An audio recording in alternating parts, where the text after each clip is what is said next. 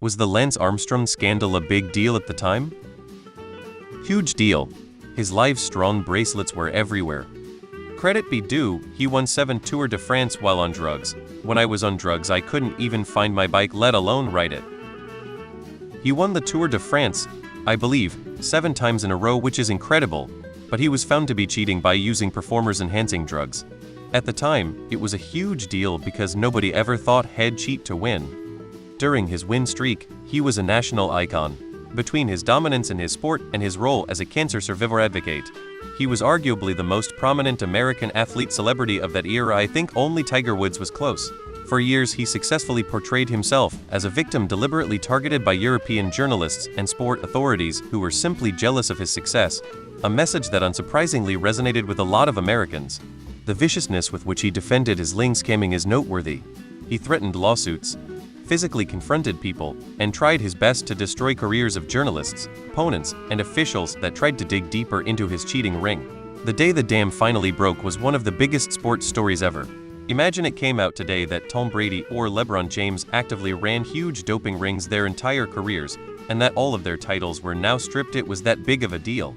He finally sort of admitted it to Oprah, and we all rolled our eyes.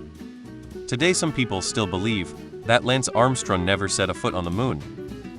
I know this sounds dumb, but watch the end of the movie Dodgeball where he does a cameo. Most people legitimately saw him like he's depicted in the movie. He was this huge example of overcoming adversity, ball cancer, and was a massive sporting hero all over the Western world, and probably for other places if you were into cycling too. The doping thing was a massive deal for loads of people. I never watch or keep track of any sports at all. I actively avoid everything related to the subject. I know who Lance Armstrong is, and it's entirely because of the scandal. I cannot tell you the name of a single other cyclist from any country or era. So yes, it was a big deal that was impossible to miss no matter how disinterested in cycling you were. I live in the west of Ireland. LeBron James and Tom Brady could walk around most villages here without being recognized by many people. Everybody here knew about Lance Armstrong. It was massive. I was in high school at the time. Livestrong bracelets were everything. Every charity had knockoff versions. When the scandal broke, people were crying and cutting them off. Lance Armstrong was a historically huge piece of !T as a human being. He purposely and set out to destroy the lives of many people to hide his cheating. He is worthy of derision and is rightfully placed at the bottom of the trash heap of humanity. It got a lot of play in the US. He had survived cancer and was winning the toughest, most famous distance bicycle race in the world multiple times. Also, he was dominating a sport that the US typically doesn't. Sort of, at least in the mainstream. By the time he admitted it publicly, it was mostly common knowledge in the cycling community, so he was confirming what most people knew. There had already been books and articles written about it. Plus there had been extensively investigations in the US, both by federal authorities, litigants, and the US anti-doping ASN, interviews from former cyclists like Floyd Landis and Tyler Hamilton. So when he finally admitted to it on Oprah, it was somewhat of an anticlimax. The biggest issue with Armstrong was not the doping per se. It was the fact that he spent so many years harassing, bullying, legally intimidating, and attacking anyone who spoke out against him.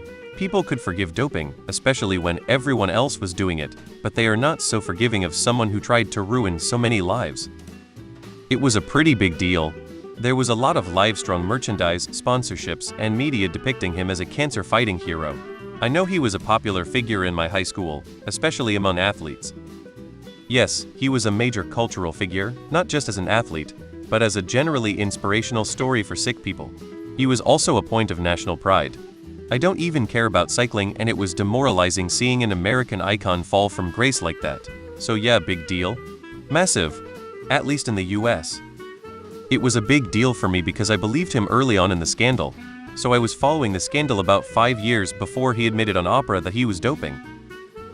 https://u2.bo9 Ylsga4vj5uc equals u4ld66mzm8 Every time I hear that name I just remember Bill Burr's rant on Conan's Night Show. Makes me laugh every time. It was a huge deal in Austin. The company I worked for was one of his sponsors. Came here to provide a different perspective, as I live in France and was regularly watching the Tour de France at the time. For people who weren't into cycling, it was indeed a huge thing. In France, and for those into it, that was not so huge as much as a big shit show to cover the rest of the ugly obvious. Here it was a pretty open secret that doping was widespread. and that the medical control and the procedures were struggling to follow the progress of doping. So everyone kinda suspected, and to be honest no one believed that at the very least the top 20 of cyclists were clean. Even though there might have been a gray zone for a few that were simply receiving medical assistance that maybe does not really fall into doping, huge maybe. We even had public satire comics and humorists joking about how common it was way before, but overall the most shocking was how hard Armstrong fell from grace, because to us he was more of a victim as everyone with a name in the sport had to be using just to get a chance to stay relevant. So pining all the blame on that one guy while we all knew felt a bit hypocrite. For what it's worth, none of the people I knew begrudged Armstrong in the slightest.